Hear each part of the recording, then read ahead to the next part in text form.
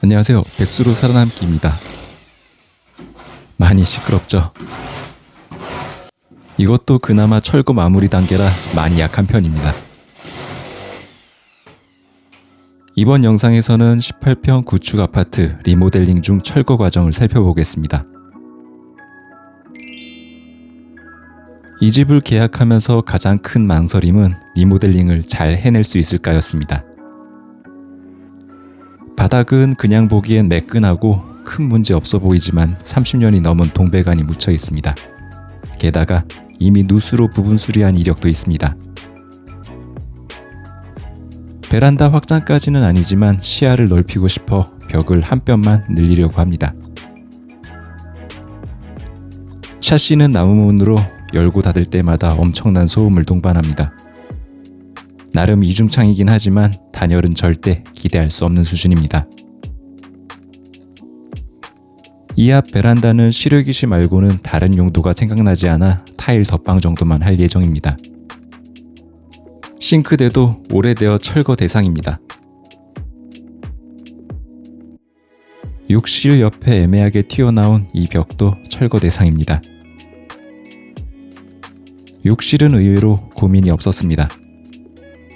다른 바닥도 다 철거할 예정이므로 욕실만 덧방할 이유가 없습니다. 이참에 깔끔하게 철거하고 새롭게 방수하는 게 마음 편할 것 같습니다. 주방 공간이 좁지만 일자로 뻗어 있어 깔끔한 느낌입니다. 냉장고를 놓을 수 있는 공간은 이곳뿐이라 벽을 철거할 예정입니다. 냉장고장을 짜서 이 뒷공간은 작은 팬트리 공간으로 사용할 예정입니다. 그래서 안쪽에 있던 난방 분배기도 밖으로 뺄 예정입니다. 수전도 세탁기 위치에 맞춰 옮기고 콘센트도 함께 옮길 예정입니다. 문제는 배수구의 위치인데 이대로면 세탁기의 배수구가 가려져 불편할 것 같네요. 여긴 철거 후 높이가 어느 정도 나와야 배수구를 앞으로 당길 수 있다고 합니다. 보시다시피 기본 콘크리트 벽만 빼고 모두 철거한다고 보면 됩니다. 자, 그럼 철거가 매우 중요해집니다. 예쁘게 잘라서 마감하기 편하게 만들어야 하고 부족한 콘센트 위치도 홈파기를 통해 새롭게 만들어야 합니다. 총 3군데 견적을 요청드렸고 철거만 전문으로 하는 업체가 가장 저렴했습니다.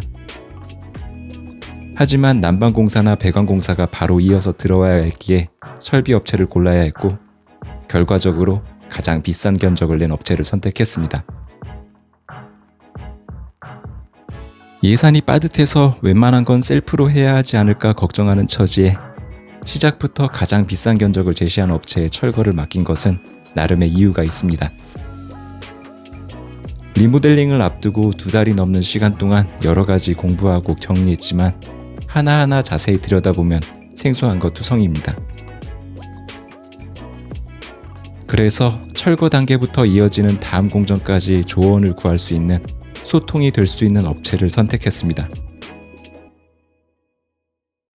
견적을 받을 때부터 요구사항에 대한 답변이 늦어지거나 성의 없는 업체는 아무리 저렴해도 계약하기가 꺼려졌습니다.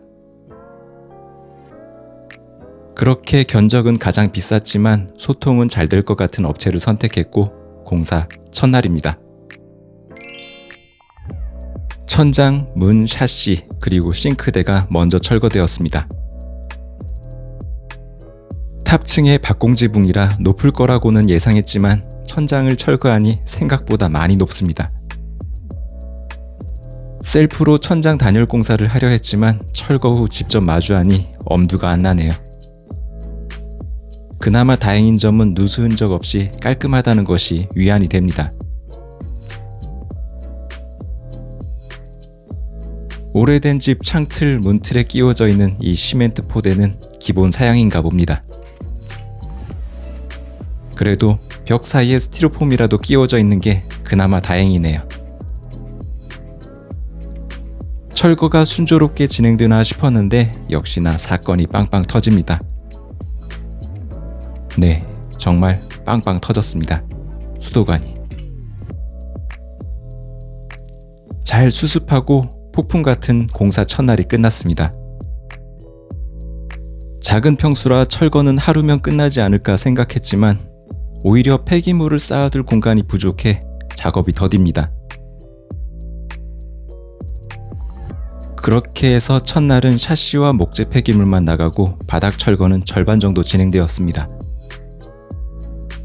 어마어마한 소음 때문에 몇몇 분이 방문하셨는데 그저 죄송하다는 말밖에 할 수 없었습니다.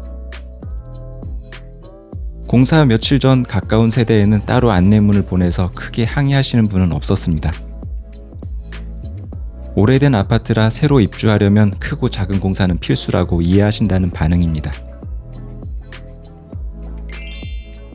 철거 2일차에 바닥 철거를 마저 진행합니다. 민원이 걱정돼서 첫날도 둘째 날도 하루 종일 현장에서 대기했습니다.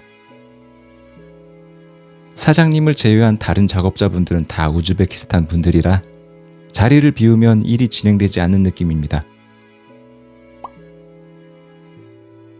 사장님이 미리 몇 번이고 주의를 주지 않으면 일이 터질 것 같은 느낌인데 어제 수도관도 그렇고 오늘 배수관도 그렇습니다.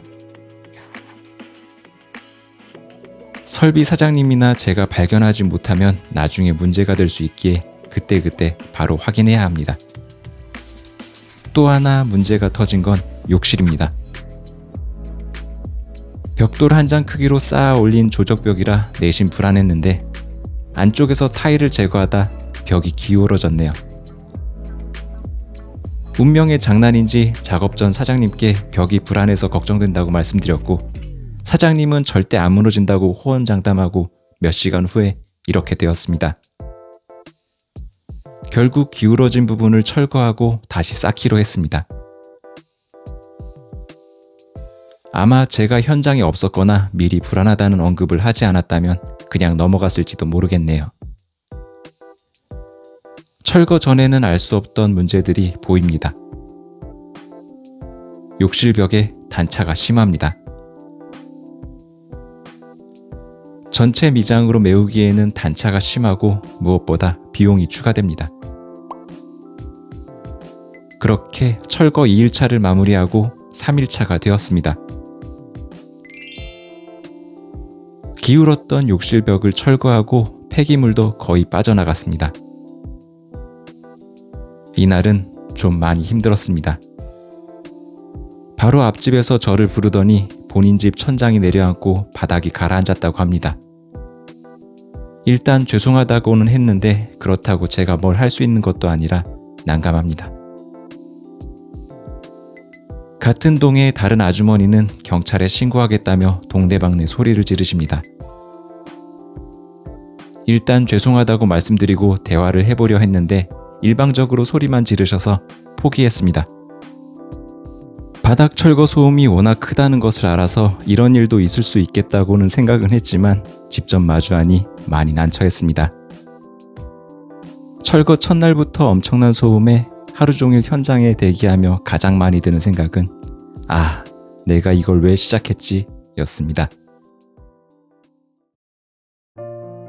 너덜너덜해진 멘탈을 부여잡으려 좀 걸었습니다. 철거가 다 끝난 시점에서 공사를 멈출 수도 없고 이제 어떻게든 마무리해야 하는 상황. 퀄리티고 뭐고 이제는 빨리 끝내고 싶다는 생각뿐입니다. 몇 달간 고민 끝에 내린 결정이고 첫 공정은 넘긴 셈이니 조금 더 힘을 내봐야겠습니다. 다음으로 배관과 난방 공사가 이어집니다. 어떻게 마무리될지 궁금하신 분은 구독해주시고 이번 영상도 끝까지 봐주셔서 감사합니다.